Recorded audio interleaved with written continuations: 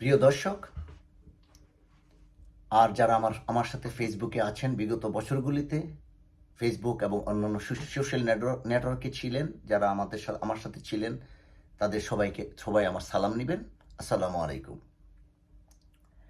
এই ভিডিও শুরুতেই আমার সংগ্রামী শুভেচ্ছা তাদের প্রতি যারা এই স্বৈরাচার সরকার শেখ হাসিনাকে পালাতে বাধ্য করেছেন, আর যারা শহীদ হয়েছেন তাদের জন্য আমি রুহের মাগফিরাত কামনা করছি। আর যারা ইনজিউর্ড হয়েছেন তারা যেন অতি সহসাই ভালো হয়ে যান বা ভালোভাবে স্বাভাবিক জীবনযাপন করতে পারেন, এই এই এই দোয়াই করছি। শেখ হাসিনা পালানোর পরপরই ইদানিং কয়েকদিন যাবৎ দেখছি কিছু এক শ্রেণীর লোক তারা শেখ হাসিনার উন্নয়নের কথা বলতেছেন। সোশ্যাল মিডিয়া সব জায়গায় উন্নয়ন আর উন্নয়ন। উনি নাকি অনেক উন্নয়ন করেছেন। তো আমার এই ভিডিওটা করার উদ্দেশ্য তাদের জন্যই করার উদ্দেশ্য তাদেরকে বোঝানো, বা ওনারা যদি ডিসএগ্রি হয় আমার সাথে, তারা আমাকে জানাতে পারে যে কী ব্যাপারে ডিসএগ্রি। যে উনি উন্নয়ন নামে যে লুটপাট, দেশের সম্পদ নষ্ট করেছেন, পাচার করেছেন, তারই একটা চিত্র তুলে ধরা আমার এই ভিডিও করার মেইন উদ্দেশ্য। এখন আবার তাদের জন্য এই ভিডিওটা করা, বা আপনাদের জন্য, যে কারা এই উন্নয়নের নামে অর্থ পাচার, আঙ্গুল ফুলে কলাগাছ হয়ে গেছেন সহসা 15 ইয়ার্সের মধ্যে, আর কারা এই উন্নয়নের নামে লুটপাট করে আঙ্গুল ফুলে কলা গাছ হয়ে গেছেন, তাদের জন্য একটা বেসিক আইডিয়া দেওয়া আর কিছু ইনফরমেশন দেওয়া। আমি শুরুতে আপনাকে বলতেছি যে এই ইনফরমেশনগুলো আমি যাই দিব, এটা দুইভাবে নেবেন। একটা হলো আমার ব্যক্তিগত পর্যালোচনা বা দেখা থেকে, আর কিছু ইনফরমেশন যেগুলি ভেরিফাইড ইনফরমেশন, যে এমন কোনো ইনফরমেশন যে আপনাদেরকে আমি ফেক নিউজ দিচ্ছি, বা একটা বায়াসড হয়ে আপনাদেরকে একটা পক্ষের বিরুদ্ধে কথা বলতেছি বানিয়ে, বা এইসব কিছু না। আমি যে ইনফরমেশনগুলি যাবে এগুলি আমার ব্যক্তিগত পর্যালোচনা থেকে আর ভেরিফাইড সোর্স থেকে ইনফরমেশন নিয়েই আমি একটা পিকচার দেওয়ার চেষ্টা করব আপনাদেরকে আজকে এই ভিডিওতে। এখন আপনারাও দেখেছেন, আপনারাও খেয়াল করবেন যে লাস্ট 15 ইয়ার্স, গত 15 বছর যাবৎ আপনাদের সাথে আপনারাও দেখবেন, আপনারা যে সমাজে থাকেন দেখেন যে আসলে আমার কথাগুলি মিথ্যে বা ফেক কিনা, বানোয়াট কিনা, বা আমি কোনো বায়াসড কিনা, বা কেউর দলের পক্ষে কথা বলছি কিনা, সেটা আপনাদের উপরেই ছেড়ে দিলাম। আর যদি কেউ যে মনে করেন যে না, আমার মতের সাথে মিলছে না, বা আমি কোনো মিস ইনফরমেশন দিচ্ছি, তাহলে আমাকে কমেন্ট করে জানাবেন। আমি চেষ্টা করব আপনাকে প্রমাণ দিতে, বা যা দেখেছি তা বলার জন্য। সেটা আমি আপনাদেরকে শুরুতেই ওয়াদা দিলাম। ওকে, এখন বাংলাদেশের যে অর্থনৈতিক অবস্থা, ফাইন্যান্সিয়াল সিচুয়েশন, এটা নিয়ে প্রথম আলোচনাটা করি। গত 15 বছর যাবৎ বাংলাদেশে কি হচ্ছে, একটা একটা একটা ফ্ল্যাশ পয়েন্ট সৃষ্টি করা আর কি, একটা আইডিয়া নেওয়া। আইডিয়াটা একটা খুব স্বল্প আকারেই, কারণ এই বিষয়টা এত লম্বা যে এই বিষয় সম্পর্কে কথা বলতে গেলে আপনার অনেক লাগবে। তো ভবিষ্যতে আরও আসবে। আমি চেষ্টা করছি আইডিয়া গ্যাদার করতে। আর আরেকটা কথা আপনাদেরকে বলে রাখছি, যে আমরা যারা বিদেশে আছি, আমরা সত্যি দুঃখিত যে আপনাদের সাথে রাজপথে থাকতে পারিনি। জীবনের তাগিদে, বাঁচার তাগিদে আমরা যেহেতু বিদেশে পাড়ি দিয়েছি, ওখানে থাকতে হয়।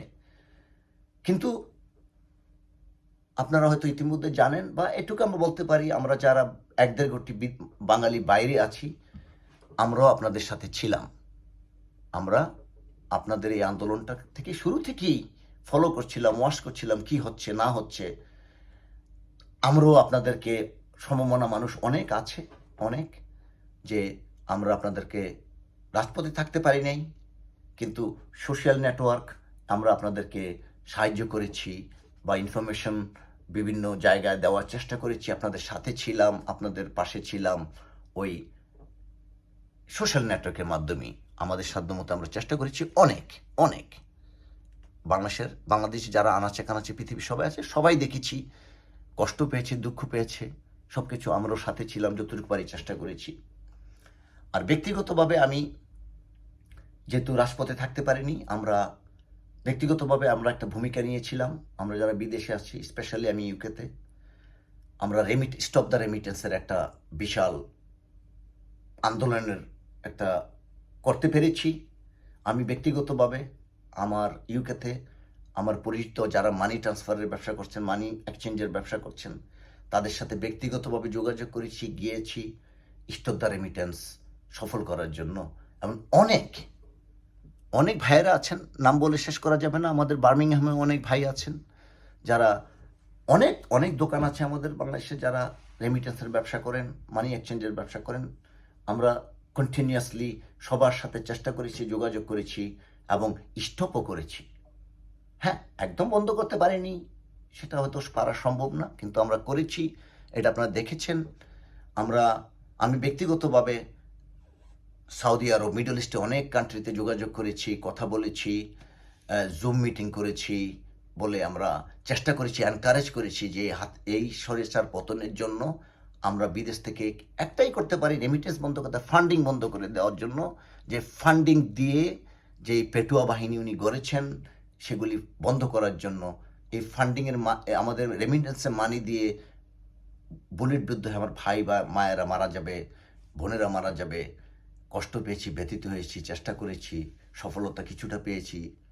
যাই হোক, এটাই আপনাদেরকে জানাতে চাই যে আমরাও বসেছিলাম না, আমরাও চেষ্টা করেছি, যতটুকু পারি চেষ্টা করেছি। যাই হোক, এখন বাংলাদেশের যে ইকোনমিক সিচুয়েশনটা, এটা নিয়ে আলাপ করব। এই ইকোনমিক সিচুয়েশনটা এখন কি অবস্থা, এই অবস্থা আসার জন্য গত হাসিনার যে শাসন আমলটা ছিল, শাসন আমলে কি হয়েছে, এই একটা পিকচার তুলে ধরার জন্য আপনাদের কাছে আমার মেইনলি এই কারণে আসা। আচ্ছা, তাহলে আসেন বাংলাদেশের উন্নয়ন। ঠিক আছে, বাংলাদেশ উন্নতি হচ্ছে, জিডিপি যদি কাউন্ট করেন, জিডিপিতে আমরা অনেক গুড। যেমন পৃথিবীর অনেক দেশ বিভিন্ন কারণে, করোনা বলেন বা ইউক্রেন যুদ্ধ বলেন, বিভিন্ন কারণে অনেক দেশ, যেমন আমি যে দেশে থাকি, জিডিপি ইজ রিয়েলি ব্যাড, 1%, 1.2%, যেখানে বাংলাদেশ 5, 6, 7 কোটার মধ্যে। তো এই উন্নয়ন, আমরা আপনাদেরকে একটা কথা বলে রাখি, এই এই এই যে বাংলাদেশে উন্নয়ন হচ্ছে, ঋণের কথা পরে আসবো, ঋণ পরে আসবো। এই যে উন্নয়ন হচ্ছে, বাংলাদেশটা চলছে যে ফরেন রিজার্ভ, ফরেন রেমিটেন্স, এটা শেখ হাসিনা বা আওয়ামী সরকারের কোনো অবদান নেই। আমি কেন নেই, আমি আপনাকে বলছি। অবদান নেই, দেশের ক্ষতি করেছে ওনারা। কিভাবে করেছে আপনাদেরকে আমি পার্ট বাই পার্ট বোঝাচ্ছি। যদি মনে করেন যে আমি ভুল বলছি, আপনাকে জানাবেন, আমি শুধরে নেব বা আপনাকে বোঝানোর চেষ্টা করব। সরকার কিছুই করেনি, শেখ হাসিনার সরকার কিছুই করেনি। উন্নয়ন হয়েছে বাংলাদেশে, জিডিপি সব সেক্টরে যেভাবে বলেন, ফরেন রিজার্ভ বলেন, এটা হচ্ছে বাংলাদেশের ব্যক্তিগত প্রচেষ্টায়। নাম্বার ওয়ান, যে আমরা যারা বাইরে আছি, আমাদের 1-1.5 কোটি লোক বাইরে আছে, তাদের foreign remittance is number one, net remittance is number one. আর সেকেন্ড যদি ধরেন গার্মেন্টস ইন্ডাস্ট্রি, ঠিক আছে, গার্মেন্টস ইন্ডাস্ট্রিতে ফরেন রেমিটেন্স যা আসে, যদি 5 টাকা আসে, 5 টাকার মধ্যে আবার 2-3 টাকা চলে যায় ব্যাক টু ব্যাক এলসির মাধ্যমে, দেন গোজ টু অ্যানাদার কান্ট্রি। তো নেট রেমিটেন্স হিসাব করলে আমরা যারা প্রবাসীরা আছি, তাদের একটা বিশাল বিশাল ভূমিকা। তো এটা হাসিনা সরকার তো করেই নাই, উল্টো যারা আমার বাঙালি ভাইয়েরা যারা বিদেশ যাবে নিজের প্রচেষ্টায়, নিজের জায়গা জমি বিক্রি করে যারা বাইরে যাবে, ফরেন রেমিটেন্স পাঠায়, তারা পাসপোর্ট অফিসে, এয়ারপোর্টে পদে পদে পদে পদে আওয়ামী আওয়ামী পেটুয়া বাহিনী, আওয়ামী পুলিশ, আওয়ামী ব্যুরোক্রেটস, আওয়ামী সরকার, আওয়ামী অফিস তাদেরকে পদে পদে কষ্ট দিয়েছে, পয়সা দিয়েছে, ঘুষ দিতে হয়েছে, 10 টাকার কাজে 30 টাকা করতে হয়েছে, এগুলি তো করেছে। তারা উন্নয়নের কোনো উন্নয়নকে নস্যাৎ করেছে।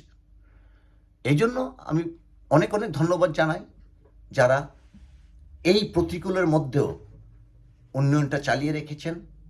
সাধারণ জনগণ, ব্যক্তি উদ্যোগ, যারা ব্যবসায়ী আছেন, ব্যক্তিগত উদ্যোগ, সরকারের কোনো উদ্যোগ ছিল না মনে হয় না। আমার মনে হয়, যদি আপনি মনে করেন আমাকে বলেন যে কিভাবে সরকার উন্নয়নে ভূমিকা রেখেছেন। এখন মানে ক্লিয়ার করলাম এই কারণেই যে সরকার আমার দৃষ্টিতে উন্নয়নের কোনো ভূমিকা রাখে নাই। উন্নয়নের বদলে লুটপাট করেছেন, পাচার করেছেন। এক শ্রেণী মানুষ আঙ্গুল ফুলে কলা গাছ হয়ে গেছেন, এক শ্রেণী মানুষ। সেটা পরে আসবো, কারা, কোন শ্রেণী মানুষ, কিভাবে পাচার হয়েছে, কারা করেছেন, এবং এটা একটা বিশদ একটা সংক্ষেপে একটা পিকচার তুলে ধরার চেষ্টা করবো আপনাদের কাছে। যদি আমি ভুল করি, প্লিজ প্রুভ মি রং। আর আসেন, কমেন্টে আসেন, বলেন, আমি চেষ্টা করব আপনাদেরকে বোঝাতে। আর যদি ভুল করে থাকি আমি এটা শুধরে নিব। এখন আসে ঋণের প্রশ্ন। বাংলাদেশে বর্তমানে ঋণ আছে about $99 billion, $99 billion. I repeat, $99 billion. এখন এই ঋণ দোষের কিছু না। ঋণ সরকার করে, শুধু বাংলাদেশ কেন, অনেক উন্নত দেশই করে, ফার্স্ট ওয়ার্ল্ড কান্ট্রি। আমি যেই দেশে থাকি এই দেশের সরকারও করে, উন্নত দেশ ইউএসএ করে, ইউরোপের দেশরা করে, সবাই করে। এই ঋণ করে, ঋণ করার কারণ হচ্ছে জনগণের জন্য মেগা প্রজেক্ট করার জন্য, মেগা প্রজেক্টের জন্য, বিভিন্ন মেগা প্রজেক্টের জন্য ঋণ নেয়, ঋণ করে। এটা দোষের কিছু না, এটা ঋণ করতেই পারেন। কিন্তু আচ্ছা, কিন্তু পরে আসবো ঋণটাকে কী হয়েছে, এটা পরে বলবো। ঋণ করেন, আবার এই ঋণ যেহেতু ঋণ, এটা ঋণ পরিশোধ করতে হয়। পরিশোধ করে কারা? জনগণের টাকায় আবার ঋণ পরিশোধ হয়। তো যারা বুক ফাটাচ্ছেন উন্নয়ন বলে, তাদেরকে জাস্ট একটা বেসিক বলে দিই যে আপনার নেত্রী নিজের পকেটের টাকায় উন্নয়ন করেন নাই।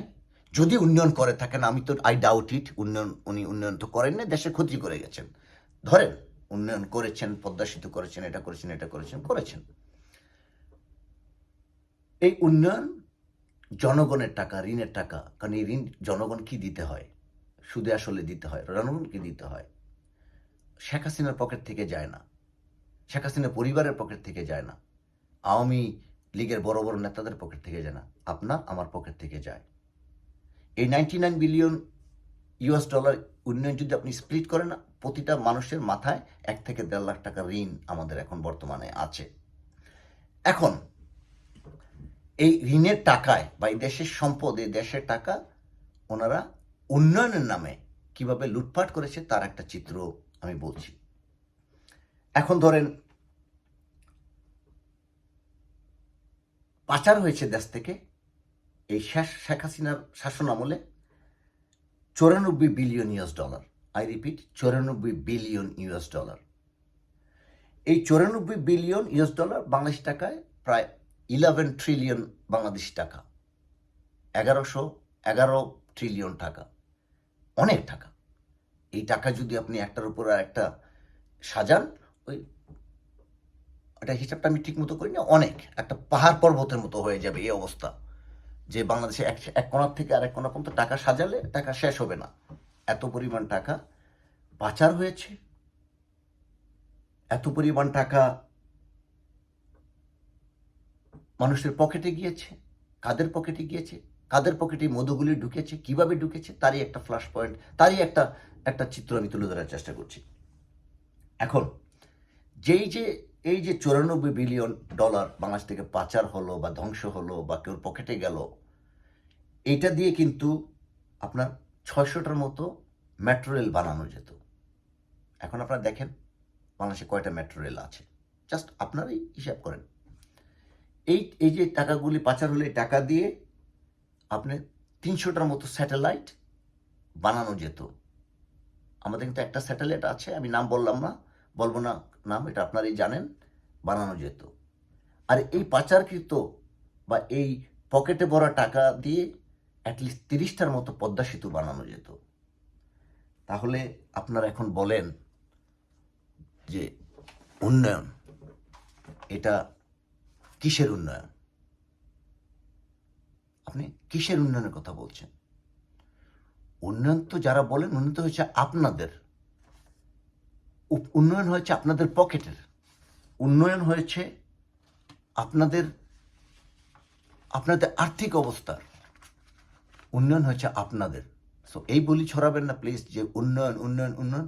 শুনলে আমার গা ব্যথা করে, আমার গা আমার গা জ্বালাও পড়া শুরু হয়ে যায়। আপনারা কেন এই উন্নয়নের কথা বলছেন? কিসের উন্নয়নের কথা বলছেন? কারা উন্নয়নের কথা বলছেন? আমার মনে হয় যারা আঙ্গুল ফুলে কলা গাছ হয়ে গেছেন রাতারাতি, আঙ্গুল ফুলে কলা গাছ হয়েছে রাতারাতি। আপনারা, আমার মতে উন্নয়ন তাদেরই হয়েছে, তারা হলেন যারা গত এই শেখ হাসিনার শাসনামলে যারা এমপি ছিলেন, যারা নেতা ছিলেন। আরে ওয়ার্ড লেভেলের একজন আওয়ামী লীগের বা ছাত্রলীগের নেতা, গ্রাম লেভেলের নেতা, কমিশনার মেম্বার, তারা কোটি কোটি টাকার মালিক। উনি তো নিজেই স্বীকার করেছেন যে ওনার প্রিয় নাকি 400 কোটি টাকার মালিক, হেলিকপ্টার ছাড়া চলেন না। উনি উনি উনি উনি জানেন উনি প্রধানমন্ত্রী, উনি জানেন। উনি কেন কিছু বলেননি? কারণ উনি এটার সাথে জড়িত। She is the number one, আমার লিস্ট অনুসারে শি ইজ নাম্বার ওয়ান। শুধু জাস্টিস করা উচিত এই দেশের সম্পদ নষ্ট করার জন্য। এগুলি আরও পরে আসছি, আরও কারা কারা আছে। আমি ওভারঅল একটা জেনারেল যে কারা কারা উন্নয়ন, কাদের জন্য উন্নয়ন হয়েছে। উন্নয়ন হয়েছে পুলিশ, যারা পুলিশের বড় অফিসার, আপনি দেখেন ওসির থেকে আরম্ভ করে পুলিশে যারা আছে তাদের ঢাকায় ফ্ল্যাট বাড়ির অভাব নেই। আপনারা দেখেন উন্নয়ন হয়েছে র্যাব, বিজেপি যারা কমান্ডে ছিলেন, ব্যাংকের বড় বড় অফিসার যারা ছিলেন, সরকারি আমলা যারা ছিলেন, সচিব, ডিসি, এসপি, সবার উন্নয়ন হয়ে গেছে। আমি আমার ব্যক্তিগত পর্যালোচনা থেকে বলছি, আমি যা দেখেছি। আমি 1970 সালে জন্ম হয়েছি, আমি গ্রামেই বড় হয়েছি। আমি যা দেখেছি, আমার জানা মতে, আমি মানুষদেরকে যা চিনি, যারা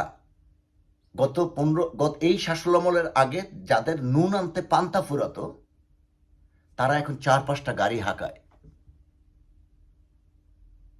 মনে রাখবেন, আমি দেখেছি, আপনারাও দেখবেন, আপনারাও দেখেন, খেয়াল করেন, চোখ কান খোলা রাখেন যে গত 15 বছরে যারা দেখেছেন, যাদেরকে দেখেছেন, তারা হঠাৎ করে 15 বছরে এত রেডিক্যাল চেঞ্জ কিভাবে হয়।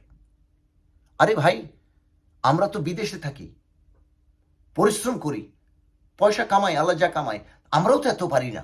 আমি মাঝে মাঝে দেশে গেলে, দেশের কাহিনী দেখলে আমাকে নিজেকে অনেক, টাকার যদি হিসাব করেন, গরিব মনে হয়। যে আমি ওদের স্পেন্ডিং পাওয়ার দেখলে আই গেট ক্রেজি। তো উন্নয়ন কথা বলছেন ওনারাই, কারণ উন্নয়ন হয়েছে ওনাদের পকেটের উন্নয়ন। তারাই উন্নয়ন করে চিল্লাচ্ছেন। মানে সব সেক্টরই লুটতরাজ হয়েছে। আপনারা দেখেন, আপনাদের গ্রামে গঞ্জে দেখেন, আপনারা যারা দেখছেন ভিডিওটা দেখেন, একটু ঠান্ডা মাথায় দেখেন যে এই ফ্যামিলিটা, এই লোকটা 15 বছর আগে কি ছিল, এখন দেখেন কেন, কোত্থেকে এই টাকা আসলো, কিভাবে আসলো। এগুলি আমি 100%, এগুলি হলো আমাদের দেশের লুটপাটের টাকা, এগুলি হলো আমাদের দেশের লুটপাটের টাকা, এছাড়া অন্য কোনো দেখি না। হ্যাঁ, যারা ব্যবসায়ী আছেন করেন, ব্যবসায়ীরাও কিন্তু দেশের লুটপাট করেছেন, কন্ট্রাক্টারি করেছেন, লুটপাট করেছেন, ব্যবসায়ী, কিন্তু লুটপাটের টাকা। এই হলো আমাদের শেখ হাসিনার উন্নয়ন করেছেন একটা শ্রেণীর লোক। ওনার দলীয়করণ করেছেন প্রত্যেকটা জায়গায়, দলীয়করণ করেছেন গ্রামে গ্রামে। এই দলীয়করণের লোক উন্নয়নের আভাস পেয়েছে। আর বাকি সাধারণ জনগণ, 90% জনগণ, 95% জনগণ ভুগছে, কষ্ট পাচ্ছে। যখনই দেখি এই উন্নয়নের কথা আমার শরীর জ্বালাপালা করে, আমার শরীর ব্যথা লাগে, জানেন না, প্যারাসিটামল খেয়ে শুতে ঘুমাতে ইচ্ছা করে, এই অবস্থা। তো এই হলো কথা। এখন যেহেতু উন্নয়নের কথা আপনারা বলছেন, আমি এখন লুটপাট পাচারের কথা বলবো। যেইগুলি বলবো কোনো বানোয়াট না, যেগুলি বলবো আপনারা দেখবেন, আপনাদের বিবেচনার উপরই রাখলাম। এখন দেখেন লুটপাট তো বললাম, লুটপাট যারা করলো, লুটপাটের কাহিনী শেষ, র্যাব বিজিবি নেতারা লুটপাট করলো। এখন পাচারের কথায় আসে। এখন পাচারে যদি বলেন যে কারা কারা জড়িত, আমি প্রথম বলবো যে শেখ হাসিনা নিজেই জড়িত। কারণ উনি জানেন লুটপাট হচ্ছে, কেন চুপ থাকতেন? লুটপাটের কাট বা শেয়ার উনি পেতেন, ওনার নামে ওনার ফ্যামিলির অন্য কেউ পেতেন। এখন যেহেতু ফ্যামিলির কথা আসছে, এখন আমি বলি, লুটপাটে আমার দৃষ্টিতে, আমার হিসাবে, যেহেতু উনি প্রাইম মিনিস্টার হাসিনা, ওনাকে দিয়ে শুরু, উনি নাম্বার 1। তাকে এই লুটপাটের হিসাব দিতে হবে, পাচারের হিসাব দিতে হবে, উনি সব জানেন। আপনি তারপরে ওনার ছেলে জয়, উনিও লুটপাট করেছেন, বেতন নিচ্ছেন, অ্যাডভাইজার হিসেবে বেতন নিচ্ছেন। আরও অনেক ঘটনা আছে, হয়ে যাবে। উনি যাকে বিয়ে করেছেন, ওনার শ্বশুরমশাই সামিট, উনিও লুটপাটের সাথে জড়িত। প্রমাণ আছে, প্রমাণ বের করছি, আস্তে আস্তে আপনাদেরকে জানাবো। ওনার বোন শেখ রেহানা লুটপাটের সাথে জড়িত।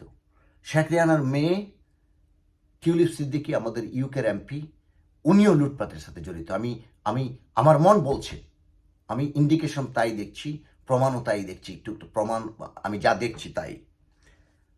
শেখ রেহানার ছেলে ববি সিদ্দিক, উনিও এই রিংয়ের একজন, উনিও উন্নয়ন করছেন, উন্নয়নের সাথে জড়িত। শেখ রেহানার কি ছিল? শেখ রেহানা একটা ঢাকা ইউনিভার্সিটি উনি মেরেছিলেন শফিক সিদ্দিকী, আই থিঙ্ক। তো উনি ঢাকা ইউনিভার্সিটির টিচার ছিলেন।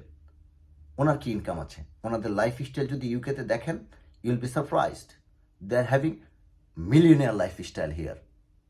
যেমন ধরেন, কয়েকদিন আগে ইউকের পত্রপত্রিকা আপনারা দেখেছেন হয়তোবা, যে শেখ রেহানার মেয়ে টিউলিপ সিদ্দিকী, উনি আমাদের বার্মিংহামের এমপি। এখন উনি কথা হলো যে এই টিউলিপ সিদ্দিকী বার্মিংহামের ইউকের এমপি, বার্মিংহামের না, ইউকের এমপি, লেবার পার্টির এমপি। তো উনি যে বেতন বা লাইফ, উনি থাকতেন একটা অ্যাপার্টমেন্টে, এখন থাকেন উনি 2 মিলিয়ন বাড়ির একটা বাড়ির মধ্যে। এটা নিয়ে একটা ইনভেস্টিগেশন হচ্ছে, ভাড়া উনি ডিক্লেয়ার করেন না, এখানে ওনার ভাড়া দিচ্ছেন, সেটা নিয়ে আর ডিটেলস যেমন। এটা আমি জাস্ট বলতে চাই, এই বাড়িটা ছিল কিন্তু শেখ টিউলিপ সিদ্দিকীর না। এই বাড়িটা, এই লোকটার নাম হলো, আমি বলি, আব্দুল করিম, একজন ব্যবসায়ী। ওনার 2 মিলিয়ন পাউন্ডস ওয়ার্থ উনি ওখানে থাকছেন, শেখ রেহানার মেয়ে টিউলিপ সিদ্দিকী থাকছেন। আর এই যে আব্দুল করিম, সে কিন্তু বাংলাদেশের একজন ব্যবসায়ী, তাকে সিআইপি হাসিনার খুব ক্লোজ ফ্যামিলির একটা close friend.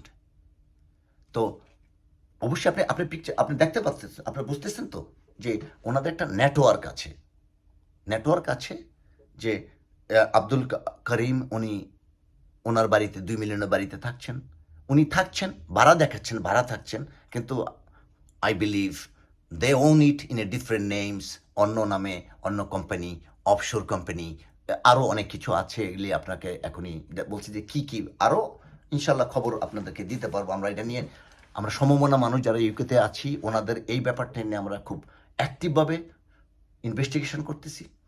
Sheikh Rehana, tulip Siddiqui, ওনার ছেলে ববি সিদ্দিকী, অ্যান্ড স্পেশালি 3 জন, আর তো বাকি আরও আসি। তো এই হলো তাদের উন্নয়নের